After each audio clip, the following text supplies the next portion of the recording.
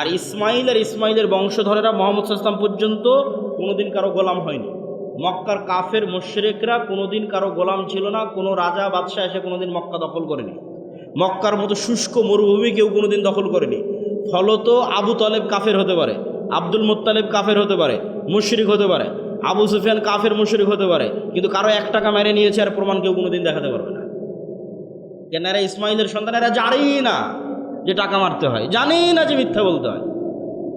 আবু সুফিয়ানকে যখন বাদশাহ হিরাক্লিয়াস জেরুজালেমে ডেকে জিজ্ঞেস করেছে, তখন আবু সুফিয়ান কাফের।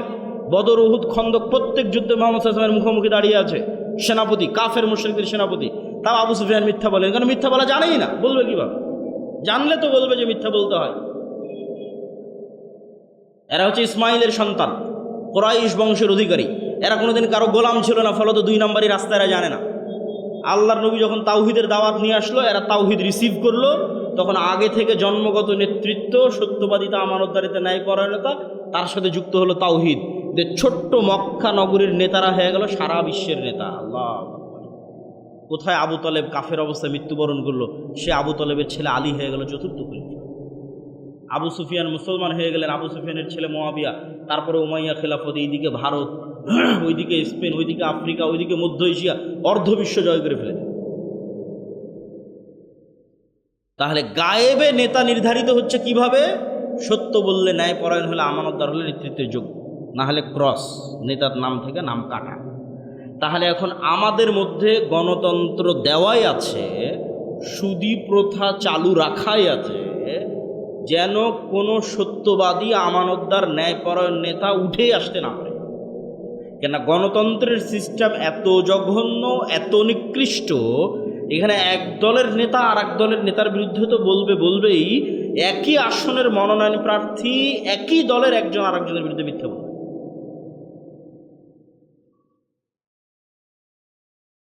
তাহলে ওই যে মিথ্যা বলে টাকা দিয়ে মনোনয়ন কিনে নেতা হচ্ছে, এমপি হচ্ছে, ও দুনিয়ার দৃষ্টিতে নেতা, গায়েবের দৃষ্টিতে কি? তো বলেন না যে কথা, গায়েবের দৃষ্টিতে কি? গোলাম। গায়েবের দৃষ্টিতে কি? জোরে বলেন, গায়েবের দৃষ্টিতে কি? আরো জোরে বলেন, গায়েবের দৃষ্টিতে কি? গোলাম। তাহলে যে এমপি, মন্ত্রী এই গণতান্ত্রিক ন্যাক্কারজনক সিস্টেমের মধ্যে মিথ্যা বলতে বাধ্য, দুর্নীতি করতে বাধ্য, তাহলে এই 2 নম্বরই দুর্নীতি, মিথ্যার মধ্যে দিয়ে যে নেতা তৈরি হয়ে আসতেছে, ও গায়েবের দৃষ্টিতে গোলাম। তো নেতা হবে কোথায় থেকে? স্বাধীনতা আসবে কোথায় থেকে? গোলাম তৈরি হচ্ছে যে। গায়েবের সূত্রে নেতা আসতে হয়। যদি কালে ভদ্রে একজনও এই গণতান্ত্রিক সিস্টেমের মধ্যে সত্যবাদী, আমানতদার ঢুকে যায়, বাঘের বাচ্চা ন্যায়পরায়ণ ঢুকে যায়, তাহলে ওই যে শরীফ ওসমান হাদির মতো গুলি করে উড়িয়ে দিবে, টিকতে দিবে না এই সিস্টেমে। এই সিস্টেম ওইভাবেই তৈরি করা আছে। এখানে মিথ্যা বলে 2 নম্বরই রাস্তা অবলম্বন করে টিকে থাকতে হবে। আর 2 নম্বরই রাস্তা অবলম্বন করলেই তো আপনি গায়েবের সূত্রে গোলাম হয়ে গেছেন। দুনিয়াতে আপনি যত বড় এমপি, মন্ত্রী, মিনিস্টার, প্রধানমন্ত্রী হন, তাতে কি যায় আসে? আপনি 2 নম্বরের রাস্তা অবলম্বন করে প্রধানমন্ত্রী হয়েছেন, তার মানে ভারত, আমেরিকা আপনাকে টাকা দিয়ে কিনে নিতে পারবে, কিন্তু আপনি 2 নম্বর, আপনার মেরুদণ্ড না। আর সুদী প্রথা দেওয়া আছে গোলাম তৈরি করার জন্য। রাসূল সাল্লাল্লাহু আলাইহি ওয়াসাল্লাম বলছে, আল্লাহুম্মা আউযুবিকা মিনাল মা'সামি ওয়াল মাগরাম, হে আল্লাহ, লোন থেকে বাঁচতে চাই। সাহাবীরা জিজ্ঞেস করলেন, আল্লাহ নবী কেন লোন থেকে বাঁচতে চান? তো লোন থেকে বাঁচতে চাই এই জন্য যে মানুষ যখন লোন নেওয়া শুরু করে, মিথ্যা বলা শুরু করে। এখন আপনাদের এই গোটা চাঁপাইনবাবগঞ্জ সদর উপজেলার মধ্যে যত লোনের মাধ্যম আছে, যত কিস্তির মাধ্যম আছে, যত মা বোন কিস্তিতে টাকা নিয়েছে, তাদের সকলের কাছ থেকে আপনি খোঁজ নিয়ে দেখেন যে কিস্তির জন্য তারা নিজেরা তো মিথ্যা বলেছে, তাদের সন্তান সন্ততিকে পর্যন্ত মিথ্যা বলতে বাধ্য করেছে। এরকম আছে না? নাই? আছে। তাহলে যখনই মিথ্যা এবং 2 নম্বরই শুরু হয়ে গেছে, তখন এখান থেকে আর নেতা তৈরি রাস্তা বন্ধ, শেষ। দুনিয়ার দৃষ্টিতে নেতা আসতে পারে, আল্লাহর দৃষ্টিতে নেতা আসবে না, গোলাম তৈরি হচ্ছে। আর গায়েবের দৃষ্টিতে যতক্ষণ নেতা তৈরি না হবে, ততক্ষণ বিজয় আসবে না। কেন? মুসলমানদের বিজয় গায়েবের রাস্তায় নির্ধারিত, ইসলামের বিজয়। দরকার নাই বাংলাদেশের মুসলমানদের বিজয়, আল্লাহ তো ঠেকা পড়েনি ইসলাম বাংলাদেশের মুসলমানদের বিজয় করতে হবে। ইউরিদুনা লিইউতফিউ নূরাল্লাহ ওয়াল্লাহু মুতিম্মু নূরিহি ওয়ালাউ কারিহাল কাফিরুন। ইসলাম আল্লাহর নূর, আর এই নূর সারা পৃথিবীতে প্রতিষ্ঠিত হবে। কাদের হাত দিয়ে? আল্লাহ কারো মুখাপেক্ষী নয়। আপনি যদি ওই শর্ত গায়েবের মদত পাওয়ার শর্ত পূরণ করতে না পারেন, আমেরিকার খ্রিস্টানদের আল্লাহ মুসলমান বানিয়ে দেবে, ইউরোপের ইংল্যান্ডের খ্রিস্টানদের আল্লাহ মুসলমান বানিয়ে দেবে। গায়েবের মদত পাওয়ার পূর্ব শর্ত পূরণ করতে হবে। পয়েন্ট নাম্বার 3, সৎ আমল। গায়েবের মদত সৎ আমলে আসে, আর যেই বড় দুইটা সৎ আমলে গায়েবের মদত সবচেয়ে বেশি আসে, তার একটা রাতের সালাত আর একটা সকাল সন্ধ্যার জিকির। মুহাম্মদ সাল্লাল্লাহু আলাইহি সাল্লাম বদরের যুদ্ধে জিততে হবে, তাহলে আমরা ফুল স্টপ দিয়েছি যে মুসলমানদের বিজয় গায়েবী মদত ছাড়া হয় না। তাহলে মুহাম্মদ সাল্লাল্লাহু আলাইহি সাল্লাম যদি বদরে জিততে চায়, তাহলে মুহাম্মদ সাল্লাল্লাহু আলাইহি সাল্লামের কিসের দরকার বলেন তো? গায়েবের মদতের দরকার। তো গায়েবের মদত আসমান থেকে দুনিয়াতে টেনে আনতে রাতের সালাত আদায় করতে হবে। তো মুহাম্মদ সাল্লাল্লাহু আলাইহি সাল্লাম এমনি রাতের সালাত আদায় করেন, কিন্তু বদরের আগের দিন এত লম্বা সালাত, আবু বকর রাদিয়াল্লাহু তাআলা আনহু পর্যন্ত ক্লান্ত হয়ে গেছে। আল্লাহ নবী হয়েছে, বাস বাস, আর দরকার নাই। তাহলে একজন নবী যার কাছে নিয়মিত ওহী আসতেছে, তিনি গায়েবের সূত্র এত ভালোভাবে জানে যে বদরে যদি আমাকে জিততে হয় তো গায়েবের মদদ লাগবে, আর গায়েবের মদদ আনতে হলে রাতে আমাকে সালাত আদায় করতে হবে, আর কোনো রাস্তা নাই। এটাই গায়েবের সূত্র। আর বাংলাদেশের মুসলমানেরা মনে করতেছে এরা ইসলাম প্রতিষ্ঠা করবে এক ওয়াক্ত সালাত আদায় না করে, মিছিল করে মিটিং করে লিল্লাহে তাকবীর দিয়ে আর সালাত আদায় না করে এরা ইসলামকে বিজয় করবে। গায়েবের সূত্রে না চললে দুনিয়ার সূত্রে ইসলাম বিজয় হবে না। ঠেকা পড়েনি আল্লাহর তোমাকে যে ইসলাম বিজয় করতে হবে। যেখানে মুহাম্মদ সাল্লাল্লাহু আলাইহি ওয়াসাল্লাম রাতের সালাত ছাড়া জিততে পারতেছে না, তুমি কে বাবা? তুমি কে যে 5 ওয়াক্ত সালাত ছাড়াই জিতবা? গায়েবের মদত পাওয়ার পূর্ব শর্ত পূরণ করতে হবে। যে গায়েবের মদত আসবে কোন রাস্তায়, তার পূর্ব শর্তই সৎ আমল। ফরজ আমল তো করতে হবেই, তার সাথে আরও অতিরিক্ত 2টা আমল লাগবে গায়েবের মদত পাওয়ার জন্য। একটা রাতের সালাত আর একটা সকাল সন্ধ্যার জিকির। সকাল সন্ধ্যার জিকিরের কথা আল্লাহ সুবহানাহু ওয়া তাআলা কোরআন মাজিদে বারবার বলেছে, ক্বাবলা তুলুইশ শামসি ক্বাবলা আল গুরুব। সকাল সন্ধ্যা মানে মাগরিবের পরে নয়, সকাল সন্ধ্যা মানে ফজরের পর থেকে সূর্য ওঠা পর্যন্ত, আর সন্ধ্যা মানে আসরের পর থেকে নিয়ে সূর্য ডুবার আগ পর্যন্ত, এটা সন্ধ্যা। আর জিকির কেন পাওয়ারফুল?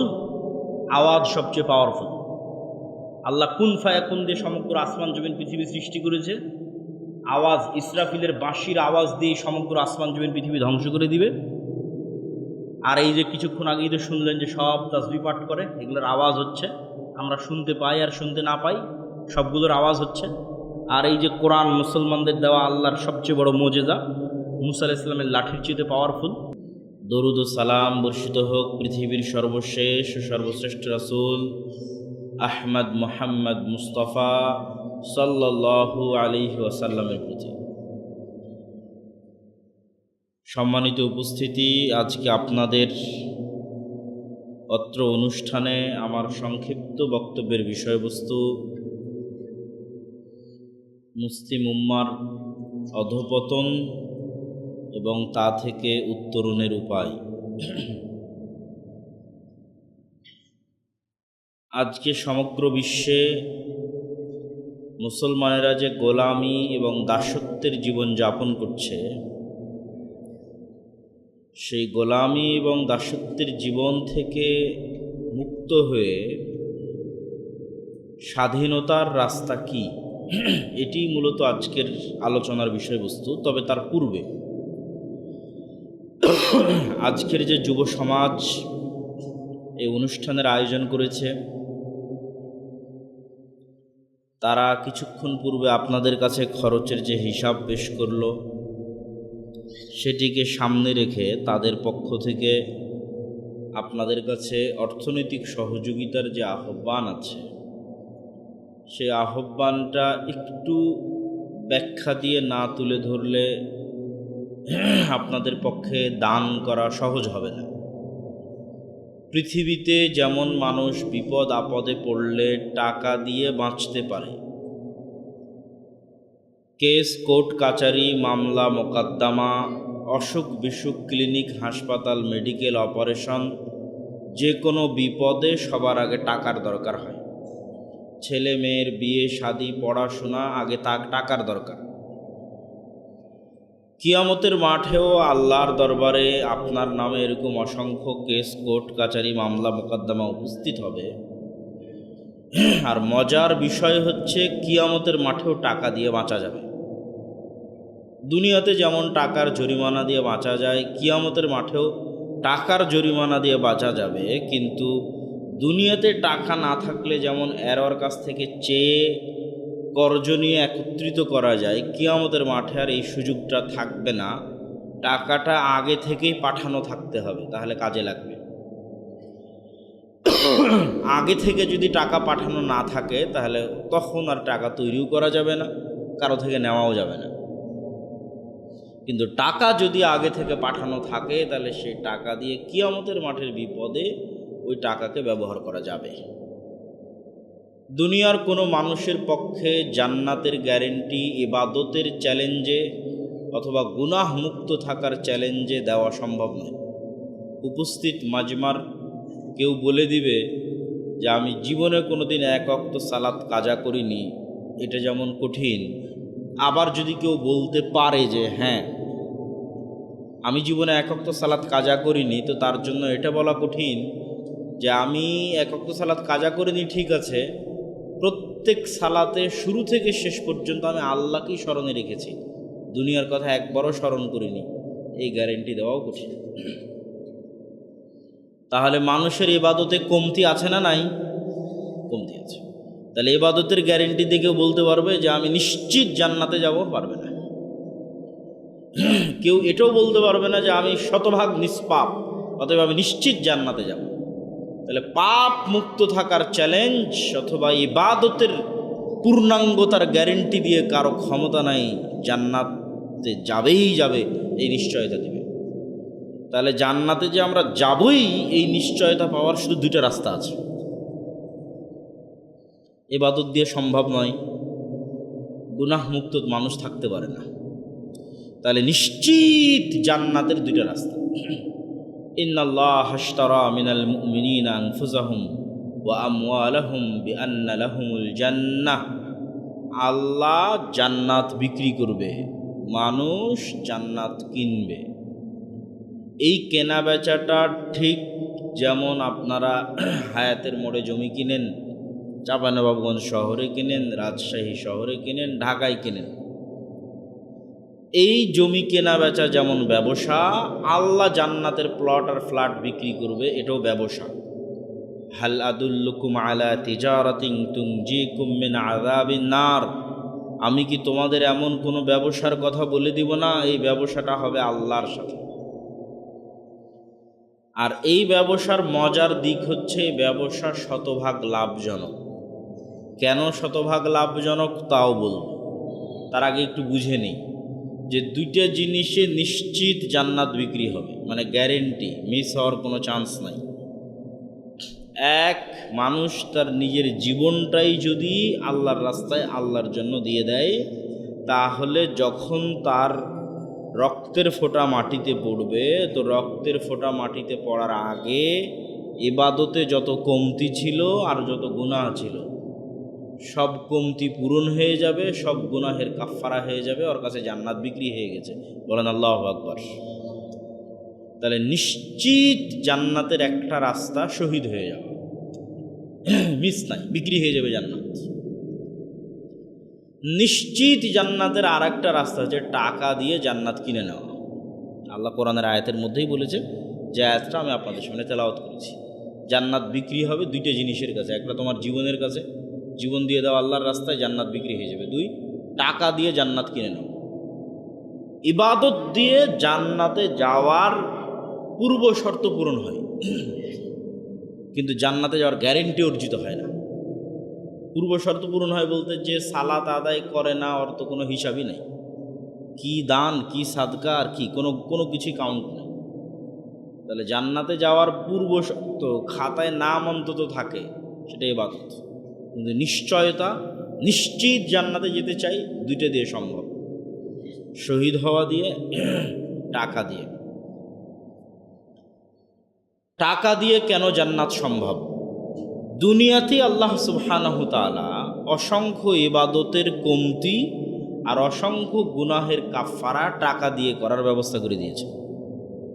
তুমি দিনের বেলা রমাজান মাসে স্ত্রীর সাথে সাংসারিক জীবনে গেছো, এটা অনেক বড় গুনাহ করেছো। গুনাহের কাফফারা কি? একটি গোলাম আজাদ করো অথবা 60 জন মিসকিনকে খাওয়াও। তো গোলাম আজাদ করতে কি লাগে? জোরে বলেন না, কি লাগে? টাকা লাগে। 60 জন মিসকিনকে খাওয়াতে কি লাগে? তাহলে টাকা দিয়ে দুনিয়াতেই গুনাহ মিটে যাচ্ছে, দুনিয়াতেই টাকার জোরে, টাকার ক্ষমতায়।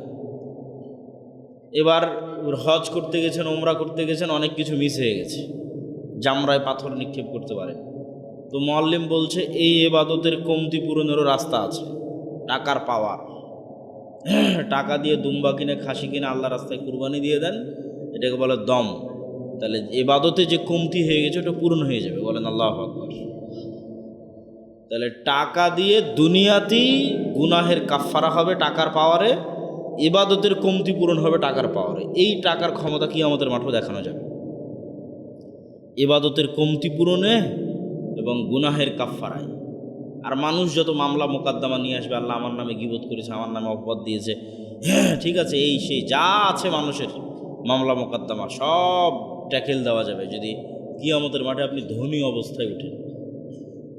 দুনিয়াতে যেমন ধনীর ক্ষমতা থাকে, কিয়ামতের মাঠে ধনীরও ক্ষমতা থাকে। কিন্তু কিয়ামতের মাঠে নতুন করে ধনী হওয়া যাবে না, এখন থেকেই ব্যাংকে জমা রাখতে হবে কোটি কোটি টাকা, এবং টাকা দিয়ে জান্নাত নিশ্চিত করে দুনিয়া থেকে বিদায় নেওয়ার চেষ্টা করতে হবে। কেন আপনি ইবাদতের পূর্ণতার গ্যারেন্টি দিতে পারলেন না, গুনাহ মুক্ত থাকারও গ্যারেন্টি দিতে পারলেন না, তাহলে তো আপনার বাঁচার কোনো রাস্তা নেই। বাঁচার একটাই রাস্তা, সাধ্য অনুযায়ী ইবাদত করেন, সাধ্য অনুযায়ী গুনাহ মুক্ত থাকার চেষ্টা করেন। আর বাকি যতটুকু কমতি হয়ে যাচ্ছে ওটুকু কী দিয়ে ম্যানেজ করবেন বলেন তো? অতটুকু কী দিয়ে ম্যানেজ করতে হবে? টাকা দিয়ে ম্যানেজ করতে হবে। এই জন্য অনেক টাকা ইনকাম করতে হবে এবং হালাল উপায়ে টাকা ইনকাম করতে হবে। বসে থাকা যাবে না। মুমিনদের লাইফে, মুসলিমদের লাইফে বসে থাকার কোনো ডিকশনারি আল্লাহর নবীর সাহাবীদের জীবনীতে ছিল না। মক্কা থেকে হিজরত করে আসছে উসমান, আব্দুর রহমান বিন আউফ, তালহা, জুবায়ের, এরা একদিন বসে কাটায়নি। আল্লাহর নবী মদিনার আনসারীদের বলেছে তোমাদের যা আছে তার অর্ধেক এদের দিয়ে দাও, এরা খুব ব্যবসা ভালো বুঝে, তোমরা ব্যবসা বুঝো না। কুরাইশরা জন্মগত ব্যবসায়ী, বিজনেসম্যান। লিইলাফি কুরাইশ ইলাফিহিম রিহলাতাশ শিতা ওয়াস সাইফ। এরা হচ্ছে সিরিয়ার সাথে আগের যুগ থেকে ব্যবসা করত, রক্তের মধ্যে ব্যবসা আছে। আল্লাহর নবী নিজে ব্যবসায়ী। মদিনার আনসারীরা তোমরা ব্যবসা বুঝবা না, তোমাদের যা আছে এদের দিয়ে দাও। তারপরে কারিশমা দেখো, খেলা দেখো। তারপরে খেলা কি দেখা গেল? উসমান বিন আফফান মক্কা থেকে সব ছেড়ে ছেড়ে মদিনায় এসেছে, আব্দুর রহমান বিন আউফ এসেছে, মদিনাতে ব্যবসা করে এরা কোটিপতি হয়ে গেল, মিলিয়নার হয়ে গেল, বিলিয়নার হয়ে গেল। তাহলে ফজরের পর এরা ঘুমাতো না, এরা খুব পরিশ্রমী, খুব প্রোডাক্টিভ, খুব অ্যাক্টিভ। বেশি টাকা ইনকাম করতে হবে, টাকা দিয়ে জান্নাত কিনতে হবে। জান্নাত উসমান বিন আফফানের কাছে বিক্রি হয়ে গেছে। মসজিদে নববীর সামনে একটা কুয়া আছে, ইহুদিদের নিয়ন্ত্রণে। পুরো মদিনার অর্থনীতি ইহুদিরা কন্ট্রোল করত। আল্লাহর নবী দেখলো যতদিন অর্থনৈতিক স্বাধীনতা নাই ততদিন দিনেরও স্বাধীনতা নেই। অর্থনীতিতে যতদিন স্বাধীন হবেন না ততদিন প্রকৃত স্বাধীনতা পাবেন না। আল্লাহ নবী দেখলো মদিনার অর্থনীতির কন্ট্রোল ইহুদিদের হাতে। এই অর্থনীতির কন্ট্রোল যদি আমি মোহাম্মদ না নিতে পারি, পলিটিক্যাল ক্ষমতা আমার হাতে থাকবে না। তখন উসমান বিন আফফান, আব্দুর রহমান বিন আউফ, জুবায়ের বিন আওয়াম এরা এমন ব্যবসা জানে, আল্লাহর দয়া, আল্লাহর রহমতে 5-6 বছরের মধ্যে মদিনার অর্থনীতি এদের কন্ট্রোল, এদের হাতে। রাসূলুল্লাহ সাল্লাল্লাহু আলাইহি ওয়াসাল্লাম ওই মসজিদে নববীর সামনে যে কুয়া আছে, কুয়ার মালিক ইহুদি। তাহলে উজু করতে যেতে নত হতে হবে ইহুদির কাছে, পানি নিতে যেতে ইহুদির কাছে নত হতে হবে। তাহলে অর্থনৈতিক ইবাদতের স্বাধীনতার আগে অর্থনৈতিক স্বাধীনতা লাগে। আল্লাহ নবী বলে, কে এই কুয়া কিনে দিতে পারবে? উসমান বিন আফফান বললেন, আমি কিনে দিতে পারবো। তো উসমান বিন আফফান কুয়া কিনে দিয়ে জান্নাত কিনে নিয়েছে, বলেন আল্লাহু আকবার। তাহলে টাকা দিয়ে জান্নাত কিনতে হবে, কোনো রাস্তা নাই, বসে থাকার সুযোগ নাই, ঘুমানোর সুযোগ নাই, রাত দিন পরিশ্রম করতে হবে কেমনে বেশি টাকা ইনকাম করা যায় হালাল উপায়। তো কি বলছিলাম, জান্নাত নিশ্চিত গ্যারেন্টি সহ পাওয়া যাবে টাকা দিয়ে, কিন্তু এটাকে লাভজনক কেন বললাম? যে দুনিয়াতে তো আমরা আরও প্লট ফ্ল্যাট কিনি, এখন জান্নাতে প্লট কিনবো ফ্ল্যাট কিনবো, এটা শতভাগ লাভজনক কেন? এটা কেন লাভজনক সেটা না বুঝলে তো দান করে মজা পাবেন না। আচ্ছা আপনি বলেন তো, ওসমান রাদিয়াল্লাহু তাআলা আনহু যে কুয়াটা কিনে দিল, এই কুয়াটাকে আল্লাহ নিয়ে চলে গেছে না দুনিয়াতেই আছে? ওই কুয়াতে কে উজু করে? ওসমান নিজেই উজু করে। বলেন আল্লাহু আকবার। বুঝেননি মনে হয় আমার কথা? কুয়াটা যে আমি টাকা দিয়ে কিনে দিলাম, যে জান্নাতে যে জমিটা কিনলাম, তো এখন আমি যদি রাজশাহীতে একটা প্লট কিনি, যে ঠিক আছে 5 লক্ষ টাকা দাম এই প্লটের, তো টাকাটি তো মালিক আমার থেকে নিয়ে চলে যাবে। আর আমি জান্নাতে প্লট কিনলাম, আমি টাকাটা ইহুদিকে দিয়ে দিলাম, ইহুদি টাকাটা নিয়ে গেল, আর এই যে কুয়াটা যে নিলাম, এই কুয়াটা তো আল্লাহ নিয়ে চলে গেল না, ওই কুয়াটা তো আমিই ব্যবহার করছি। ধরেন মসজিদে একটা ফ্যান লাগিয়েছে, তো ফ্যানের বাতাস কে খাচ্ছে? আপনি খাচ্ছেন। ধরেন কুরবানি দিয়েছেন, কুরবানির গোস্ত কে খাচ্ছে? আপনি খাচ্ছেন। তাহলে তো জান্নাত মধ্যেখান থেকে ফাও ফাও ফিরি ফিরি পেয়ে গেলেন। বলেন আল্লাহু আকবার। টাকাটি তো আর আল্লাহ আপনার নিয়ে চলে যায়নি, তাই না? যদি একটা মাদ্রাসা মসজিদে দান করেন, তো মসজিদে যদি মক্তবে দান করেন, মাদ্রাসায় দান করেন, তো পড়বে আপনার ছেলে মেয়ে। বেতন যদি পায় কেউ, আপনার এলাকার লোকজনই পাবে। তাহলে মধ্যেখান থেকে জান্নাত ফিরি ফিরি ফাও ফাও পাই যাচ্ছে, আর ওই টাকাটা নিজেই ঠিকই কাজে লাগাচ্ছে। টাকাটা নিজেই কাজে লাগাচ্ছে, নিজেই ব্যবহার করতেছে। এই জন্য এটাকে বলা হয়েছে শতভাগ লাভজনক ব্যবসা। এর চেয়ে লাভজনক ব্যবসা পৃথিবীতে হয় না। এটা আরেকটা কারণে লাভজনক। অন্য আরেকজনের সাথে কেনাবেচা করার পর তো আর তার সাথে লেনদেন শেষ, কিন্তু আল্লাহর সাথে কেনাবেচা করার পর লেনদেন শেষ হয় না।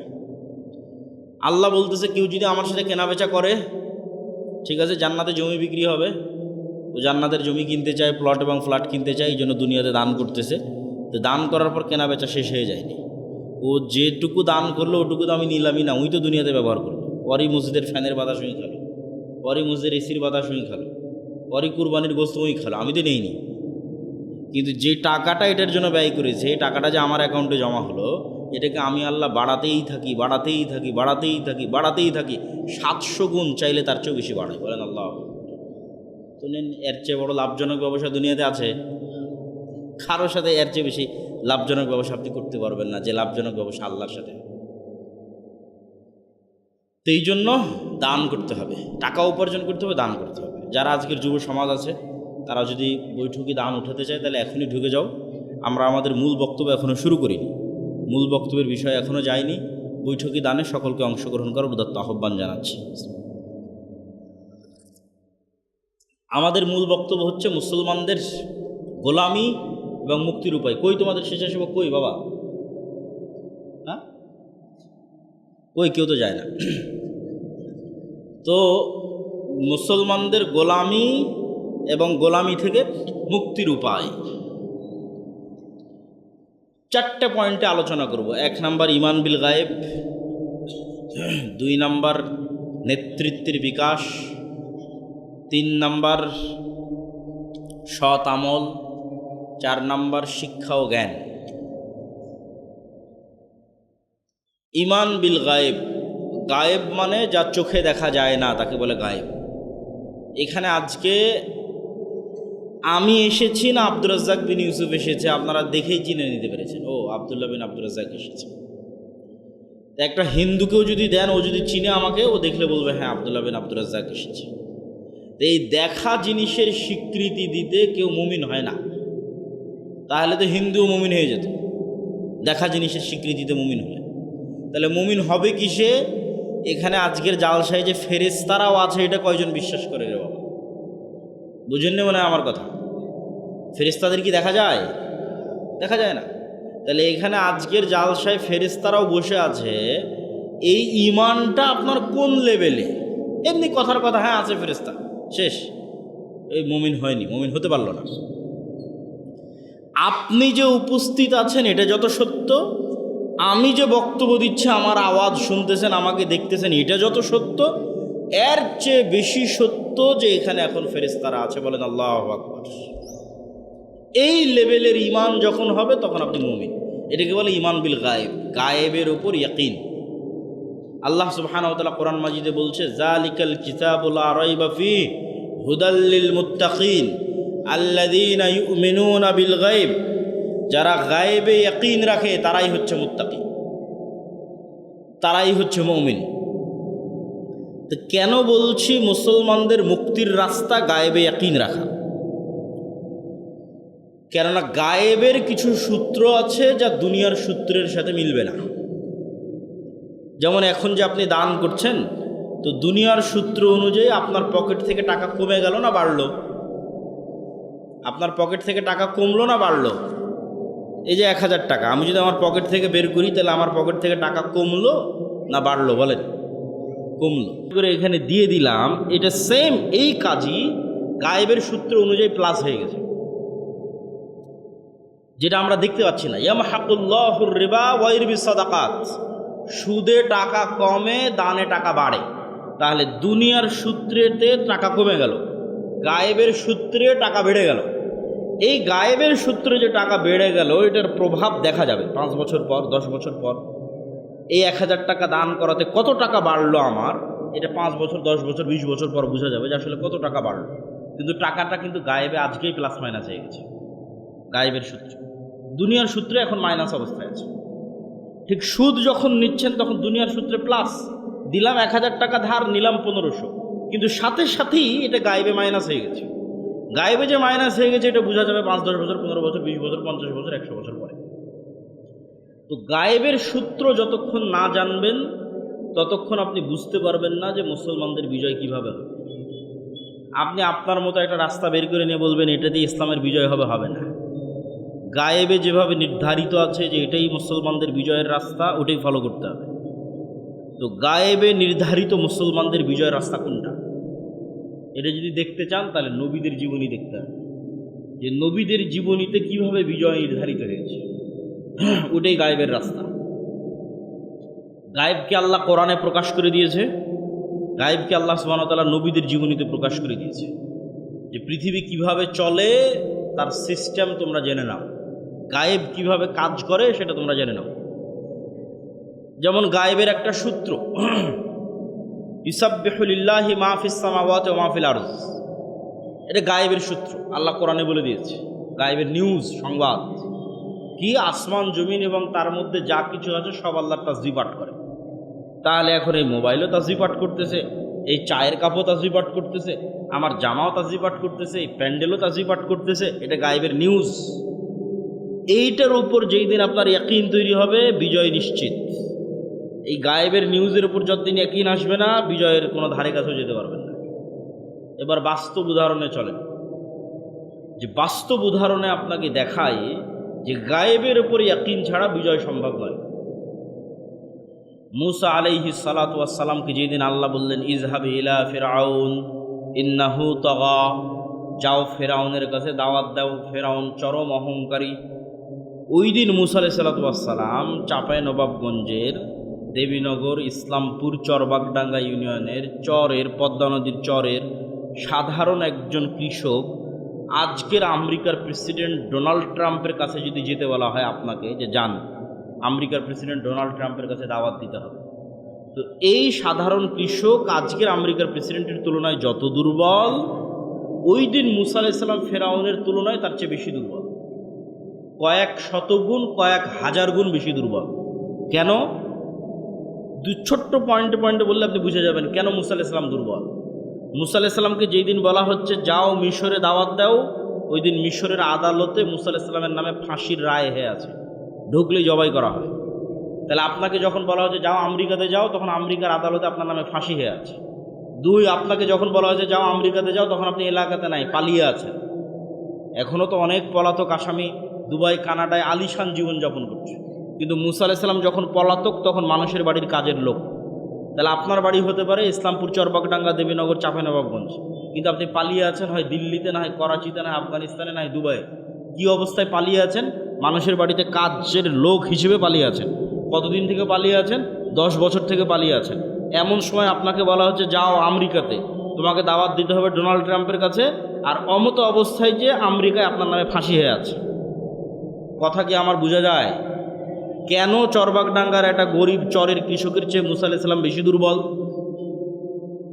দুনিয়ার কোনো লজিকে, দুনিয়ার কোনো সিস্টেমে, দুনিয়ার কোনো সূত্রে মুসা আলাইহিসসালাম বিজয়ী হবে আর ফেরাউন পরাজিত হবে, এটা ইম্পসিবল, অসম্ভব। ওইটা পরাজয় আর জয় তো বহু পরের কথা। মুসা ফেরাউনের সামনে দাঁড়াবে এটাই অসম্ভব। মুসা মিশরে ফিরে যাবে এটাই অসম্ভব। মুসা স্বয়ং মিশর থেকে পালিয়ে গেছে। কেন চরবাগডাঙ্গার একটা চরের কৃষকের চাইতেও মুসা আলাইহিস সালাম দুর্বল? চরবাগডাঙ্গার এই চরের কৃষকের আত্মীয় স্বজন আছে, বাড়ি ঘর আছে, পরিবার পরিজন আছে, দেশের নাগরিকত্ব আছে, পাসপোর্ট আছে, ন্যাশনালিটি আছে, কোথাও বিপদে পড়লে দূতাবাস দিয়ে বাঁচাবে। আর যেই দিন মুসা আলাইহিস সালামকে আল্লাহ বলছে যাও ফেরাউনের কাছে, ওই দিন মুসা আলাইহিস সালাম এমন গোলাম জাতির সদস্য, এমন গোলাম কওমের সদস্য, যার মা যদি পরিচয় দেয় এটা আমার সন্তান, তো সন্তানকে জবাই করা হবে। ইযাববিহুনা আবনাকুম ওয়া ইস্তাহয়ুনা নিসাআকুম ওয়া ফি যালিকুম বালাউম মির রাব্বিকুম আযীম। এই রকম অসহায় গোলাম জাতির সদস্য হচ্ছে মুসা আলাইহিস সালাম, যার আগে পিছে কেউ নাই। মুসা আলাইহিস সালামের জয় বহু পরে। মুসা আলাইহিস সালাম মিশরে ফিরে যাবে, ফেরাউনের সামনে দাঁড়াবে, এটা অসম্ভব, পৃথিবীর সূত্রে অসম্ভব, কিন্তু গায়েবের সূত্রে সম্ভব। বলেন আল্লাহু আকবার। ওই গায়েবের উপর ইয়াকিন মুসা আলাইহিস সালামের অন্তরে যেদিন ঢুকে যাবে, মুসা আলাইহিস সালাম যেদিন মিশর থেকে পালিয়ে গেছে, ওই মিশরে মুসা আলাইহিস সালাম ফিরে গেছে। ফিরার একটাই রাস্তা, মুসা আলাইহিস সালামকে গায়েব দেখাতে হবে। গায়েব দেখালে মুসা আলাইহিস সালামের অন্তরে গায়েবের উপর ইয়াকিন তৈরি হবে। নবীদেরকে আল্লাহ গায়েব দেখিয়েছে। যেমন আল্লাহ সুবহানাহু ওয়া তাআলা আমাদের নবী মুহাম্মদ সাল্লাল্লাহু আলাইহি ওয়াসাল্লাম সম্পর্কে বলছেন, সুবহানাল্লাযী আসরা বিআবদিহি লাইলাম মিনাল মাসজিদিল হারামি ইলাল মাসজিদিল আকসা আল্লাযী বারাকনা হাওলাহু। আল্লাহ মুহাম্মদ সাল্লাল্লাহু আলাইহি ওয়াসাল্লামকে মেরাজের সফর করিয়েছেন। তো মেরাজের সফরের বর্ণনায় আল্লাহ সুবহানাহু ওয়া তাআলা পবিত্র কোরআন মাজিদে বলছেন যে আমি কেন মুহাম্মদকে মেরাজের সফর করালাম জানো? লিনুরিয়াহু মিন আয়াতিনা, গায়েব দেখাবো তাই। তোমাদেরকে আজীবন গল্প শুনিয়েছে জান্নাত এরকম, জাহান্নাম এরকম, কবর এরকম, আসমান এরকম, এবার সচক্ষে মুহাম্মদ সাল্লাল্লাহু আলাইহি ওয়াসাল্লাম দেখবে। বলেন আল্লাহু আকবার। লিনুরিয়াহু মিন আয়াতিনা, নিজে চোখে দেখবে যে এই যে আসমান, এই যে জান্নাত, এই যে জাহান্নাম, গায়েব। যখন একবার গায়েব দেখে যায় নবীরা, তখন ইয়াকিন তৈরি হয় গায়েবের উপর। তখন আল্লাহর শক্তি, আল্লাহর ক্ষমতা সম্পর্কে নিশ্চিত জ্ঞান অর্জন। ঈসা আলাইহিস সালামকে আল্লাহ গায়েব দেখেছে। আপনি জীবনে কোনোদিন মরা মানুষকে জীবিত হতে দেখেছেন? কথা বলেন না, সবাই ঘুমান্ত নাকি? মরা মানুষকে জীবিত হতে দেখেছেন? এটা গায়েব। অবিল আখিরাতি হুম ইউকিনুন। কবর গায়েব, বারজাখ গায়েব, পরকাল গায়েব, পুনরুত্থান গায়েব, দেখেননি কোনোদিন। আর এটাই ঈসা আলাইহিস সালামের মুজিজা। যে কোনো মরা মানুষের গায়ে হাত দিয়ে বলবে বিসমিল্লাহ, মরা মানুষ জীবিত হয়ে যাবে। বলেন আল্লাহু আকবার।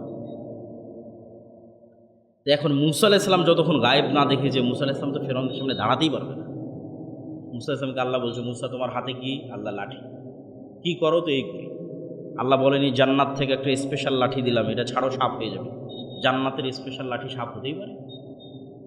কিন্তু যে লাঠি আমি 10 বছর থেকে ব্যবহার করছি, ওটা কেমনে সাপ? কিন্তু সাধারণ আমি নিজে গাছ থেকে কেটে নিয়ে আসছি, জ্যান্ত জীবন্ত সাপে কেমনে পরিণত? তখন মুসা আলাইহিস সালামের ইয়াকিন হয়ে গেল যে আমার ব্যবহার করা লাঠি আমার চোখের সামনে সাপ হয়ে যাচ্ছে, তার মানে আমি ফেরাউনের যে বিশাল মস্তক দেখতেছি, এই মস্তক তো আল্লাহর শক্তি, আল্লাহর ক্ষমতার সামনে লা হাওলা ওয়ালা কুওয়াতা ইল্লা বিল্লাহ।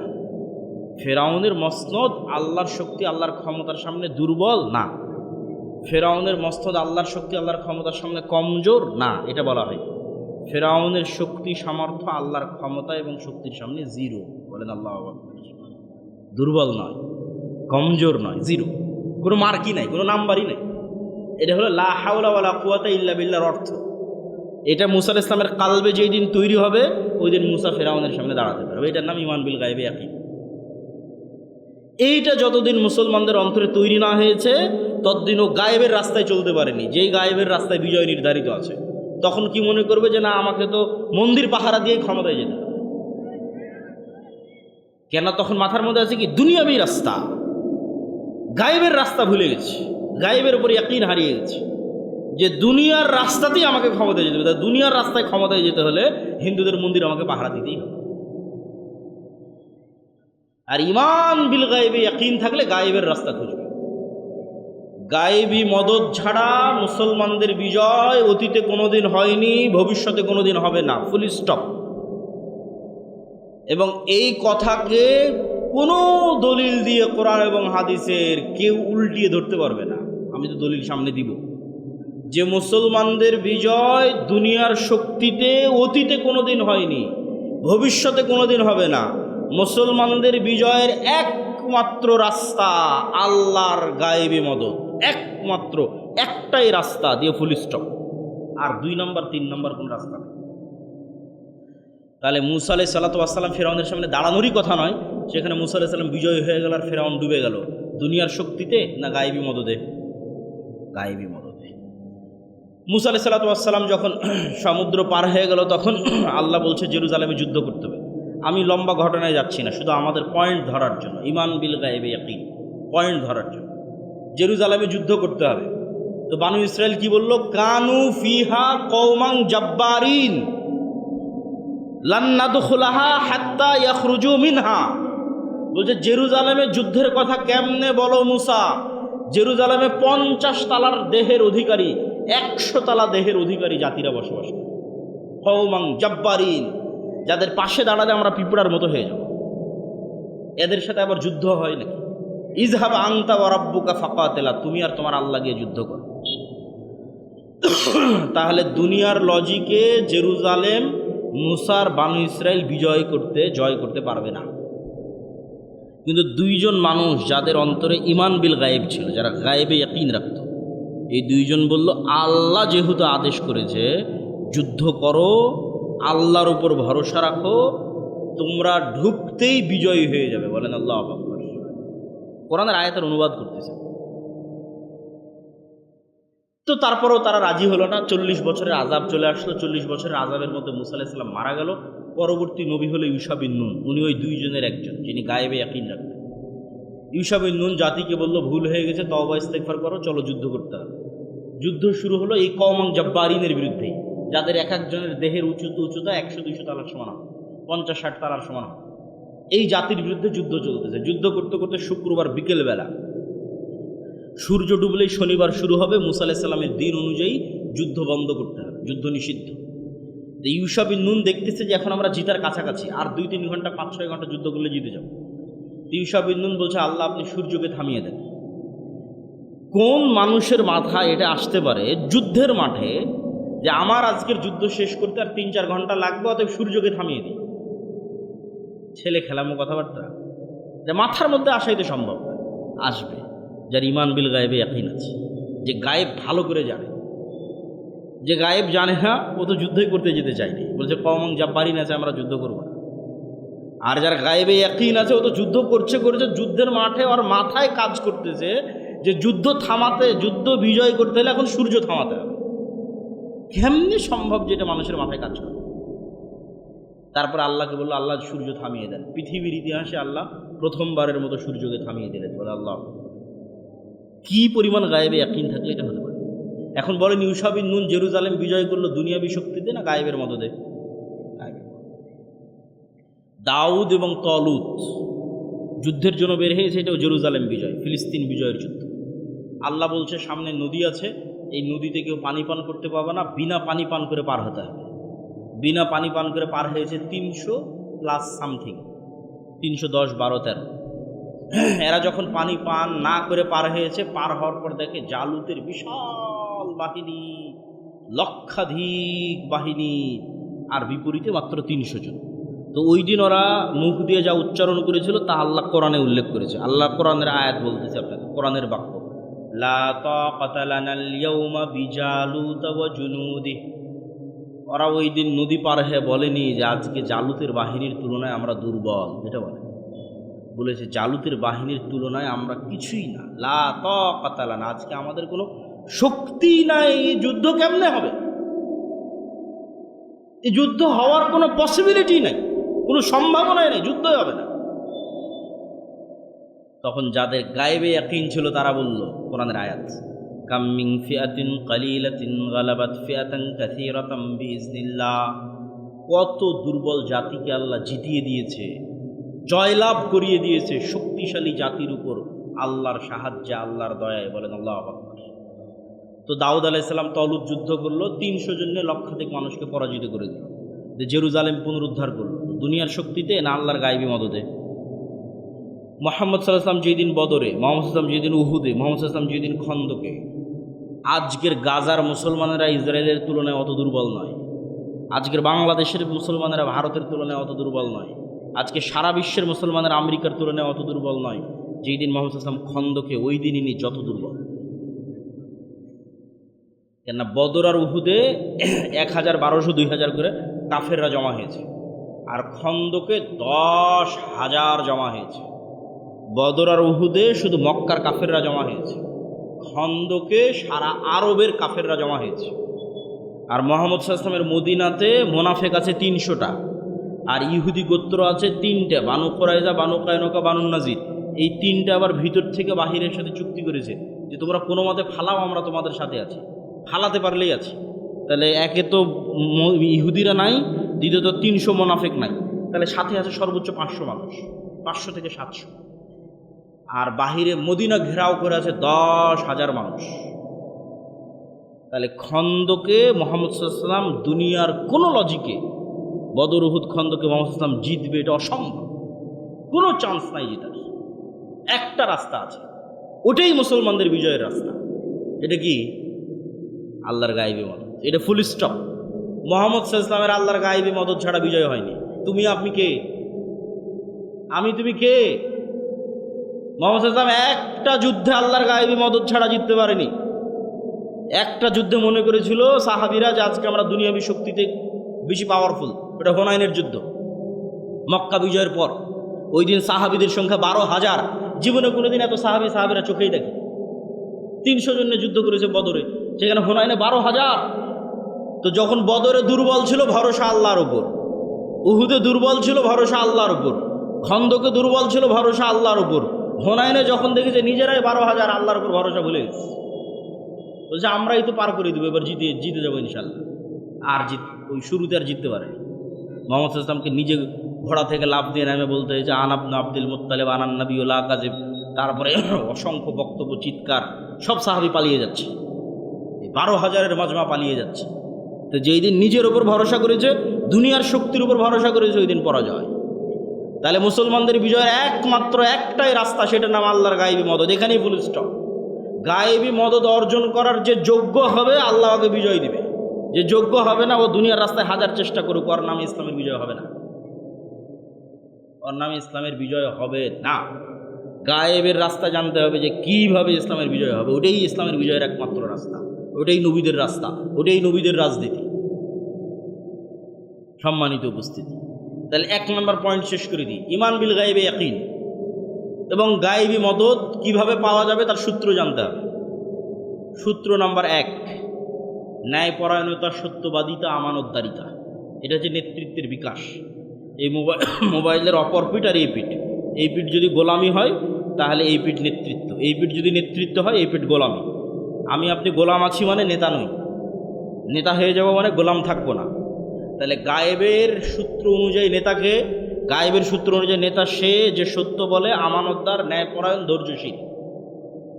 প্রমাণ নবীদের জীবনী।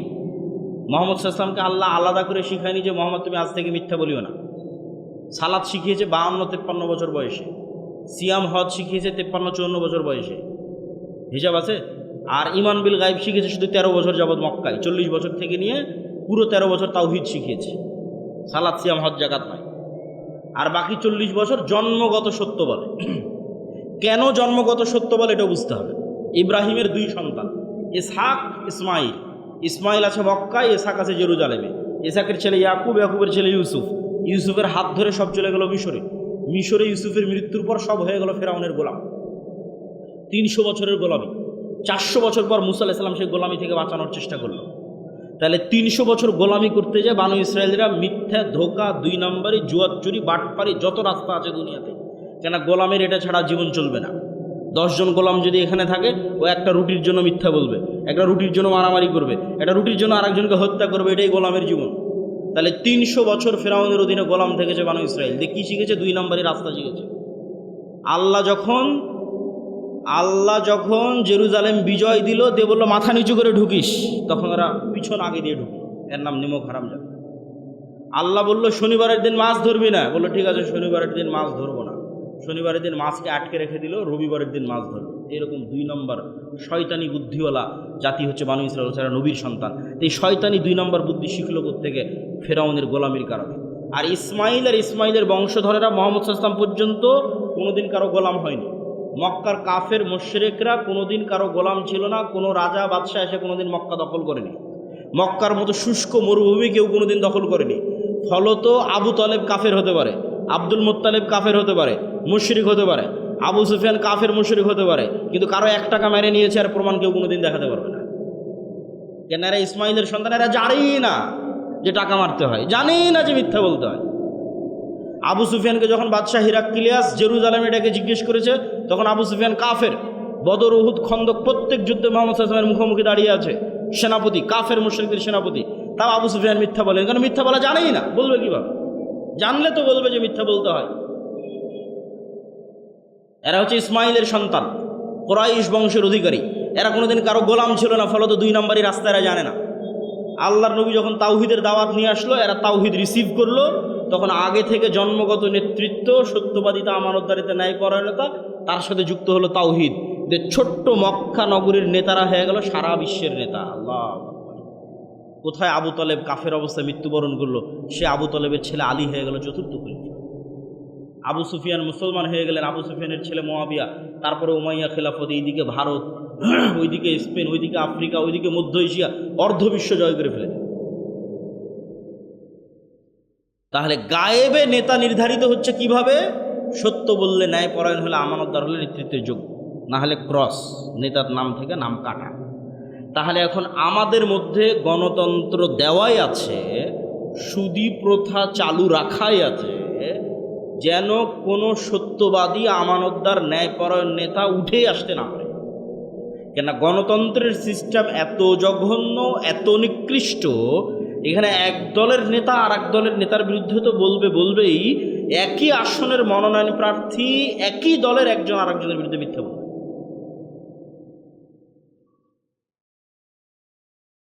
তাহলে ওই যে মিথ্যা বলে টাকা দিয়ে মনোনয়ন কিনে নেতা হচ্ছে, এমপি হচ্ছে, ও দুনিয়ার দৃষ্টিতে নেতা, গায়েবের দৃষ্টিতে কি?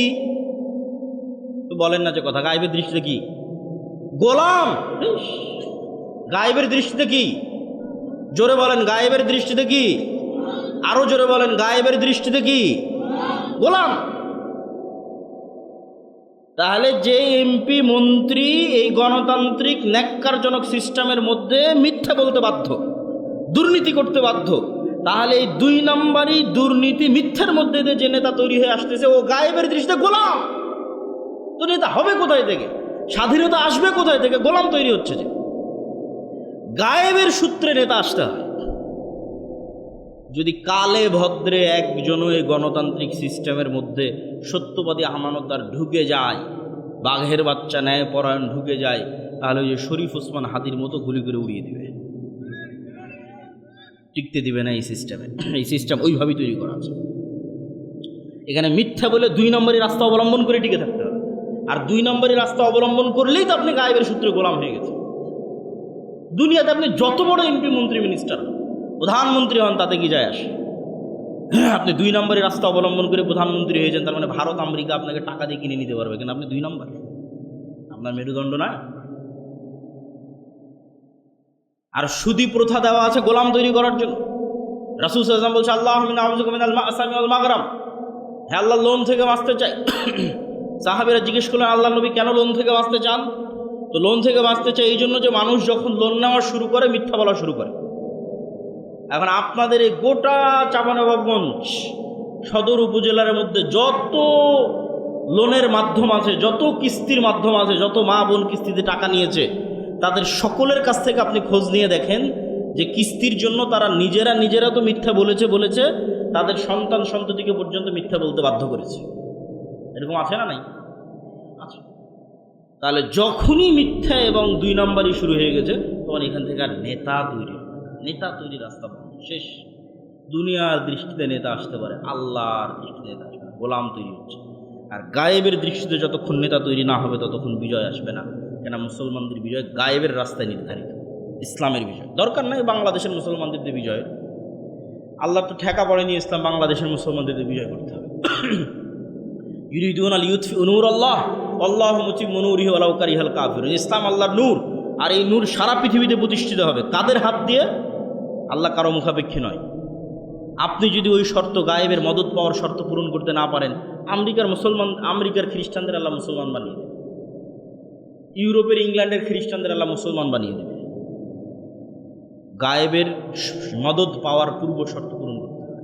পয়েন্ট নাম্বার 3, সৎ আমল। গায়েবের মদত সৎ আমলে আসে, আর যেই বড় 2টা সৎ আমলে গায়েবের মদত সবচেয়ে বেশি আসে, আর একটা রাতের সালাত আর একটা সকাল সন্ধ্যের জিকির। মুহাম্মদ সাল্লাল্লাহু আলাইহি সাল্লাম বদরের যুদ্ধে জিততে হবে, তাহলে আমরা ফুল স্টপ দিয়েছি যে মুসলমানদের বিজয় গায়েবী মদত ছাড়া হয় না।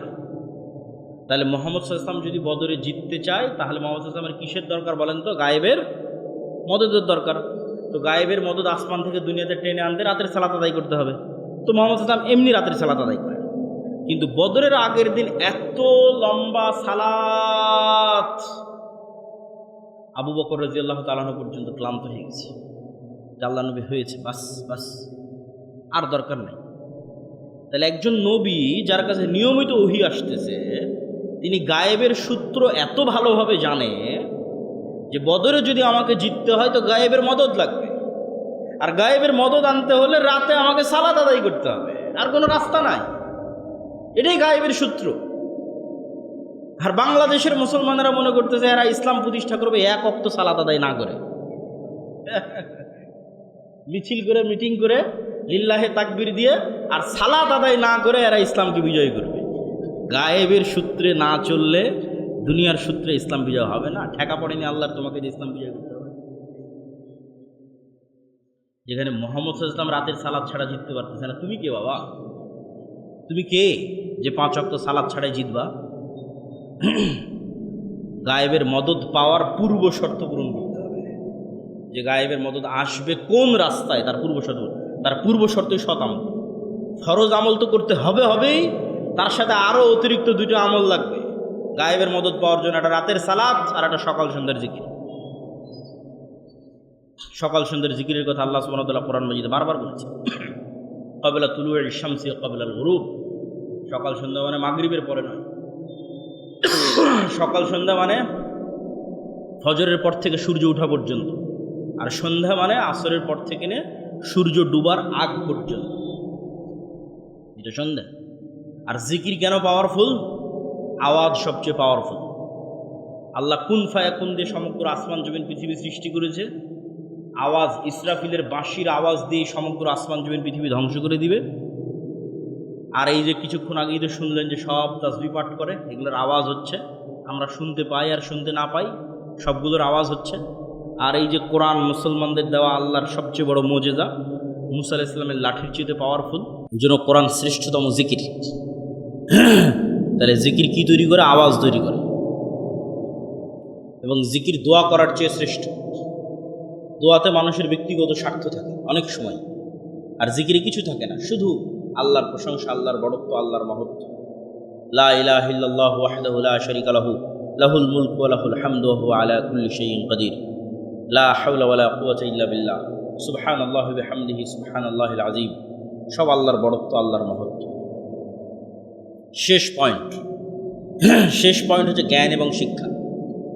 এটা বলার আগে জরুরি যেটা কথা, সেটা আজকে বক্তব্যে যা আলোচনা করতেছি এগুলো সব আমার লেখা বই, আল্লাহর পথে যাত্রার মধ্যে আছে। এই বইটা আস্তে আস্তে শেষ হয়ে যায়, আজকে হয়তো এখানে পাবেন না, অনলাইন থেকে বইটা নেওয়ার চেষ্টা করতে হবে।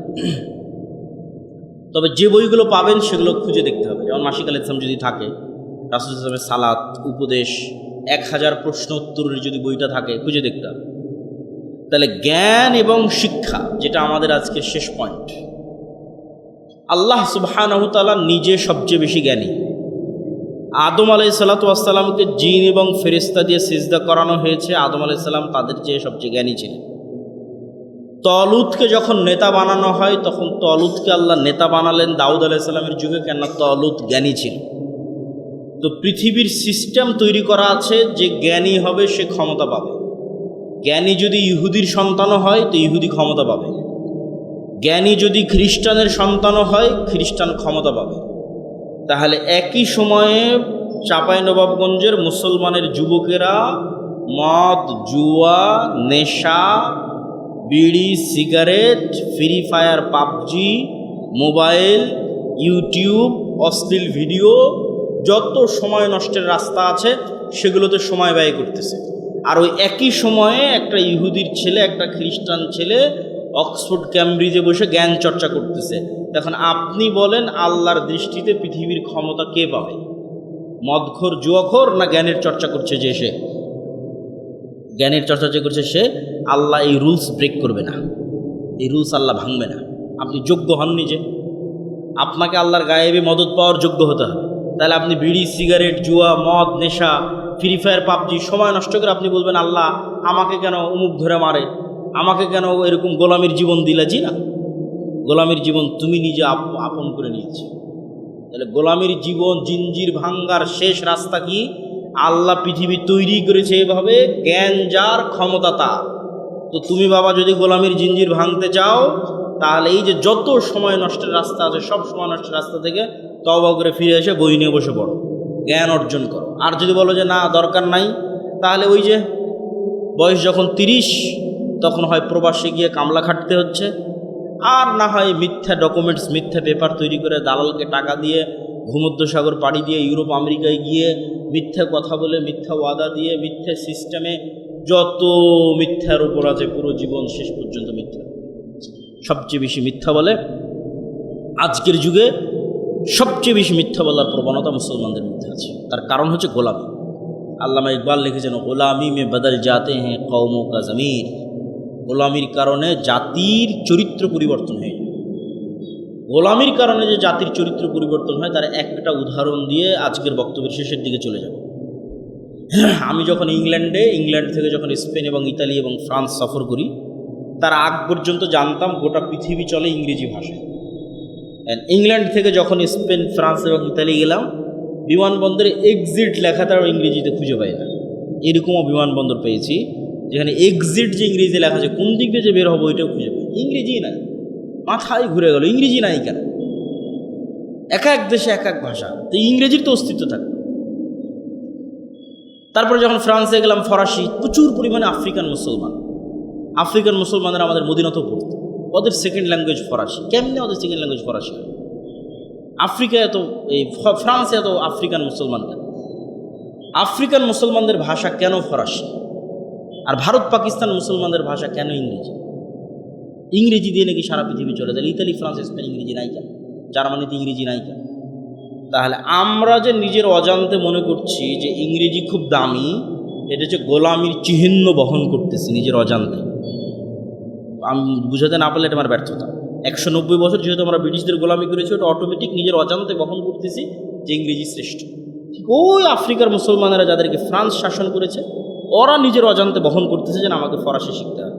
এই জন্য ইংল্যান্ডে ভারত, পাকিস্তান, বাংলাদেশের মুসলমান বেশি, আর ফ্রান্সে আফ্রিকার মুসলমানেরা বেশি। আর একটা পয়েন্ট জেনে নেন, যেখানে গোলামি যত বেশি ওখানে মিথ্যা 2 নম্বরে জুয়াচুরি, ডাকাতি তত বেশি। আপনি বাংলাদেশের মুসলমানদের সাথে রোহিঙ্গা মুসলমানদের তুলনা করবেন, বাংলাদেশের মুসলমানদের সাথে ভারতের মুসলমানদের তুলনা করবেন, তারপরে হচ্ছে গাজার মুসলমানদের তুলনা করবেন, তারপর আফ্রিকার মুসলমানদের তুলনা করবেন। যেখানে দেখবেন বেশি 2 নম্বরই, বেশি ধোকাবাজি, বুঝবেন এরা বেশি ভয়ঙ্কর গোলামিতে ছিল। তো গোলামির চিহ্ন মানুষ নিজের অজান্তে বহন করে। এই গোলামির চিহ্ন যদি ভাঙতে চাই, নিজেকেই ভাঙতে হবে। ভাঙ্গার একটাই রাস্তা, গায়েবের সূত্র জানতে হবে। গায়েবের সূত্র আজকে আপনাদের বলে দিলাম। ন্যায়পরায়ণ সত্যবাদী হওয়া ছাড়া, সৎ আমল করা ছাড়া, জ্ঞান এবং শিক্ষায় এগিয়ে যাওয়া ছাড়া আপনি আল্লাহর দৃষ্টিতে গায়েবী মদত পাওয়ার যোগ্য বলে বিবেচিত হবেন না। ফলত দুনিয়ার রাস্তায় আপনি যতই চেষ্টা করেন আপনার গোলামির জিঞ্জির ভাঙবে না। আল্লাহ সুবহানাহু ওয়া তাআলা আমাদের কবুল করুক। আল্লাহুম্মা আমিন। ওয়া আখিরু দাওয়ানা আনিল হামদুলিল্লাহি রাব্বিল আলামিন। আসসালামু আলাইকুম ওয়া রাহমাতুল্লাহি ওয়া বারাকাতুহু।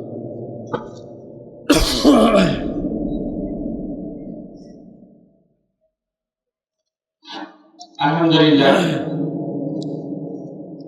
পানি অনেক চমৎকার আলোচনা।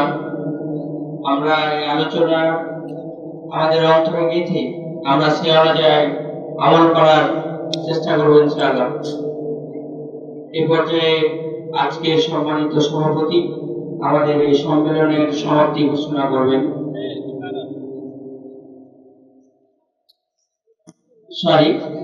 আমাদের এই পর্যায়ে প্রশ্ন উত্তর পর্ব, আমাদের সাহেবকে যা বিভিন্ন প্রশ্ন দিয়েছেন তার উত্তর পর্ব এখন শুরু।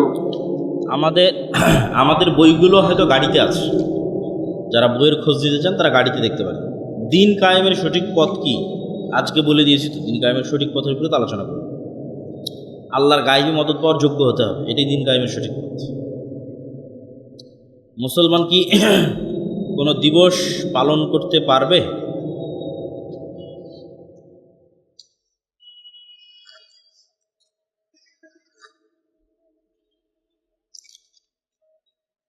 কেউ যদি বরকতময় কল্যাণকর মনে করে পালন করে তাহলে শিরক হবে, আর বরকতময় কল্যাণকর ছাড়া এমনি পালন করে তাহলে হারামের কাতারে পড়বে।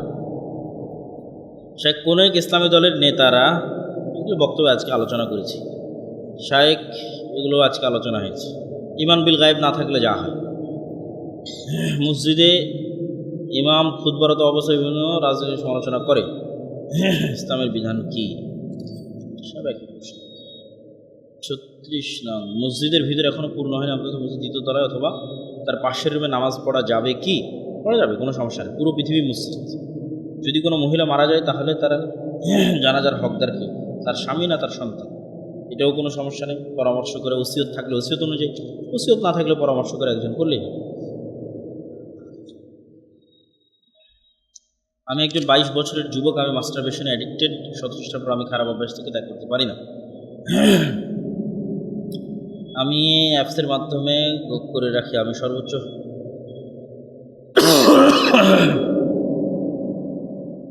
বিয়ে করার মতো পরিবেশ অনুকূলে নাই, সেক্ষেত্রে আমার করণীয় কি?